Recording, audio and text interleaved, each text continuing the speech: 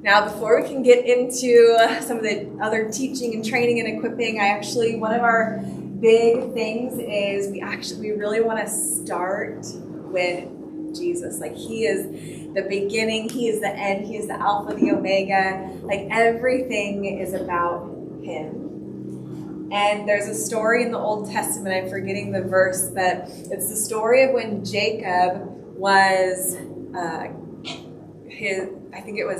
Jacob wanted to marry whoever his wife was, and he said, you can have the speckled sheep, and then you can have the white sheep, or I'm going to keep the white sheep, and you can keep the speckled sheep for when you marry my daughter. And what Jacob did was he got these sticks, and he began to carve dots in them to make speckled whatever pieces of wood. And as the sheep would go down to the watering hole, he would the sheep would look at these pieces of wood, and what was so crazy was all of a sudden they would start to reproduce these speckled sheep. And the beautiful thing about that is that we actually become like what we behold. There's a cat over there too. I was like, I hear a cat. There is. I saw him out there. Apparently he's probably made his way over to the employees only door. That's it. He's long ways. Yeah. So we become like what we behold. And when we look at Jesus, his whole goal for us, God's whole goal for us is to look like Jesus, right? And so when we get to become like what we behold. And so when we look at him, when we come into union, when we see his eyes of fire, when we look at his face, and we remember what it is for first love. It's from that space, right? Seek first, and then all of these things will be added. So we're just going to take a minute here, and I'm going to read just a couple things. And if someone could pull up Psalm 139. So in my devotional, which is in the back, you guys can grab, you can purchase a copy if you want, but we're going to read one of these. And how these are made is there is an identity statement, a verse to read, a prophetic message, and then a song, like a worship song that we're going to listen to. And the identity statement is, everything I need is found in love. Everything that I need, right? God is love. Everything that I need is found in him, right? And I love Psalm 139 because it talks about how vast are your thoughts towards me, O God. They're more than the grains of sand. And how beautifully and intricately detailed you have knit me together in my mother's womb. So who has Psalm 139 pulled up? I do. All right. Do you want to read it out loud? Yeah, I want the whole thing. My voice may wear out. If it does, Shelby, you can jump in, okay? You have searched me, Lord, and know me. You know when I sit and when I rise. You perceive my thoughts from afar. You discern my going out and my lying down. You are familiar with all my ways. Before a word is on my tongue, you, Lord, know it completely. You hem me in behind and before, and you lay your hand upon me. Such knowledge is too wonderful for me, too lofty for me to attain. Where can I go from your spirit? Where can I flee from your presence? If I go up to the heavens, you are there. If I make my bed in the depths, you are there. If I rise on the wings of the dawn, if I settle on the far side of the sea, even there your hand will guide me. Your right hand will hold me fast. If I say, surely the darkness will hide me, and the light become night around me, even the darkness will not be dark to you. The night will shine like the day, for the darkness is like light to you. For you created my inmost being. You knit me together in my mother's womb. I praise you because I am fearfully and wonderfully made. Your works are wonderful. I know that full well. My frame was not hidden from you when I was made in the secret place, when I was woven together in the depths of the earth. Your eyes saw my unformed body. All of the days ordained for me were written in your book before one of them came to be. How precious to me are your thoughts, God. How vast is the sum of them. Were I to count them, they would outnumber the grains of sand. When I awake, I am still with you. If only you, God, would slay the wicked away from me. You are bloodthirsty. They speak of you with evil intent. Your adversaries misuse your name.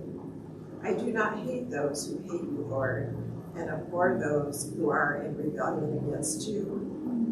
I have nothing but hatred for them. I count them my enemies.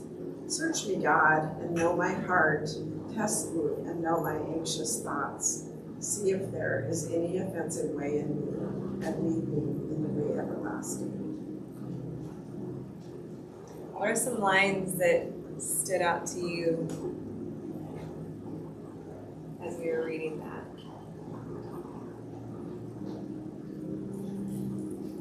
Go ahead and shout them out.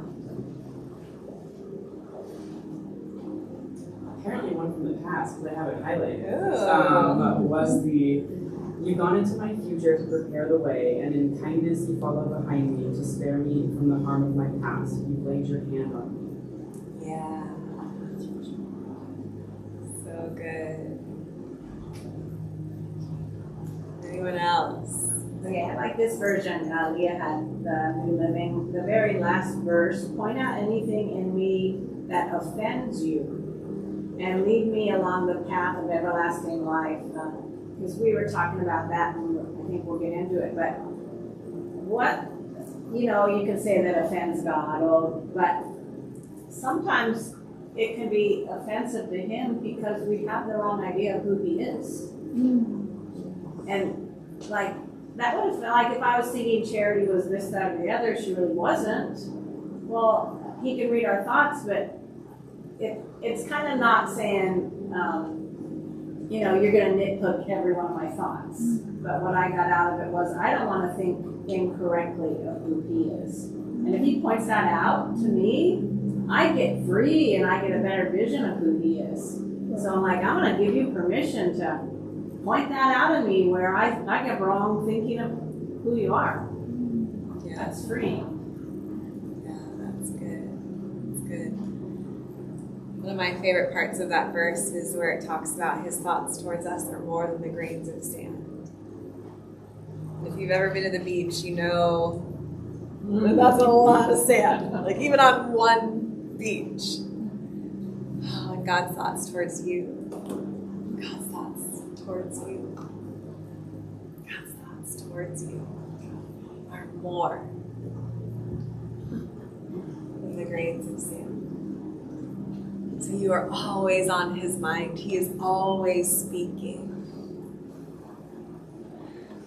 So we're going to get into the song and the prophetic message in here. You're going to need a journal or a piece of paper. If someone doesn't have one, maybe you can rip one and share one with them if you're open to this.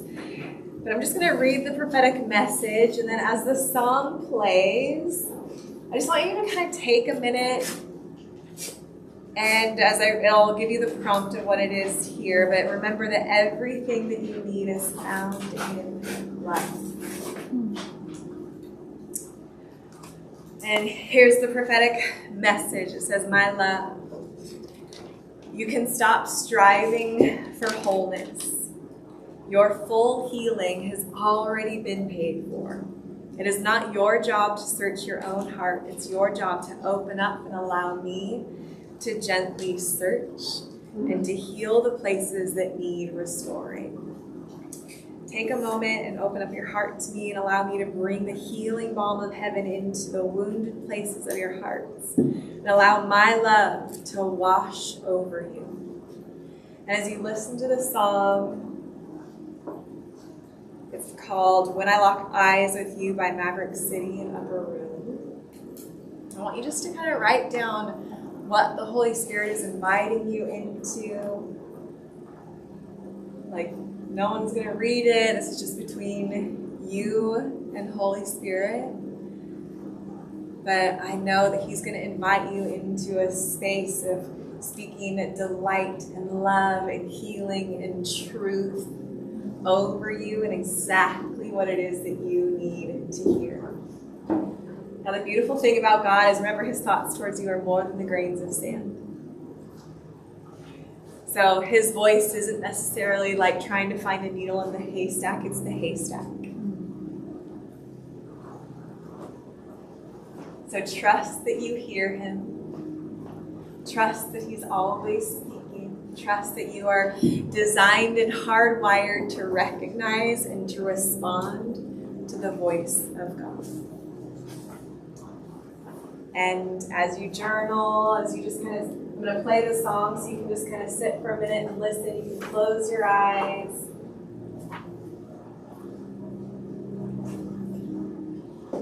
And just receive. And then when you feel prompted and invited by the Holy Spirit, just begin to write what He is sharing and saying over you.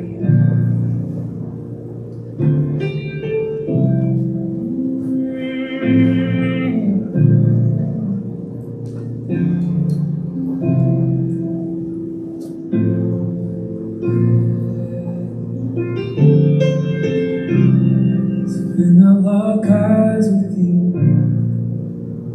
I see my reflection. When I lock eyes with you, I feel your affection. I love to get lost in you, 'cause you're my obsession. When I lock eyes with you,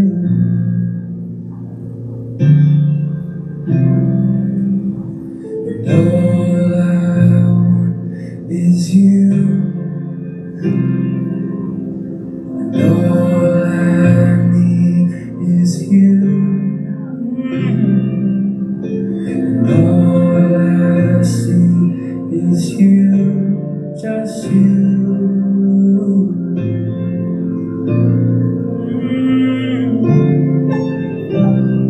When I lock eyes with you, I see my reflection. When I lock eyes with you, I feel your affection. I love to get lost in you, 'cause you're my obsession. When I lock eyes with you, all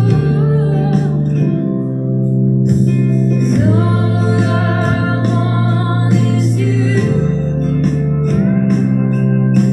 and all I need is you.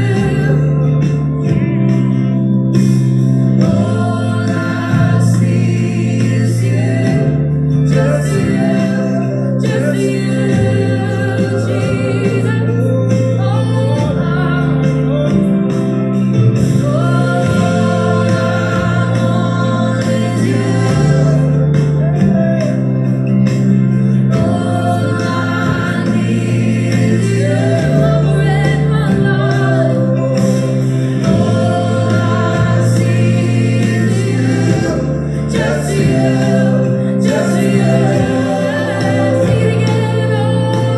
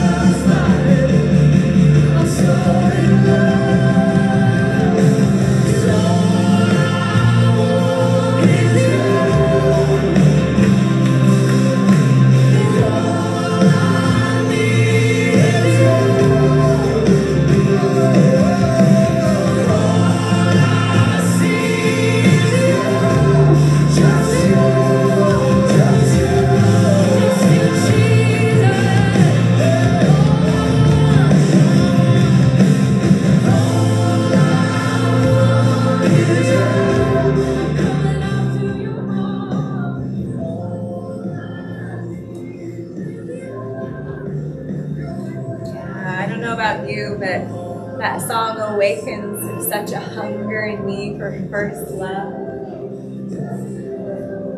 It awakens something in me that, when I lock eyes with you, Jesus, when I see you, when you see me,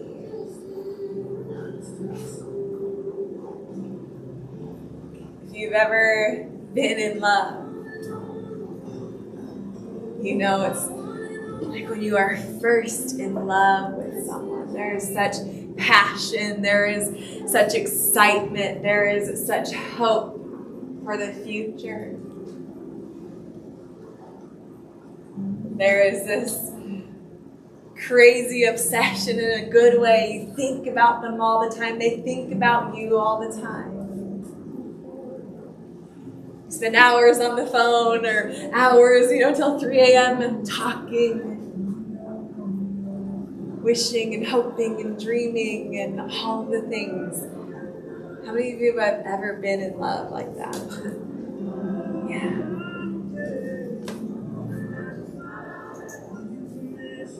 Somewhere along the way, though, we can lose that. We can just kind of get into routine, and then put some ring on it, and all of a sudden it's daily life, and work, and routine, and babies, and whatever that might be. And we can, like that fire of first love can dwindle. I actually feel like the beautiful invitation to rekindle that. The beautiful invitation to get excited about King Jesus. The beautiful invitation to awaken the passion that we have as daughters, that we collectively have as the bride.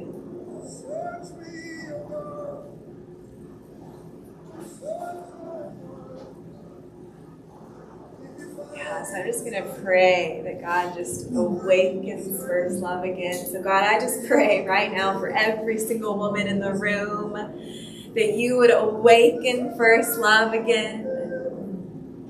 That there would be such a fire that stirs in every single one of them that they could not stop talking about you, that they could not stop thinking about you.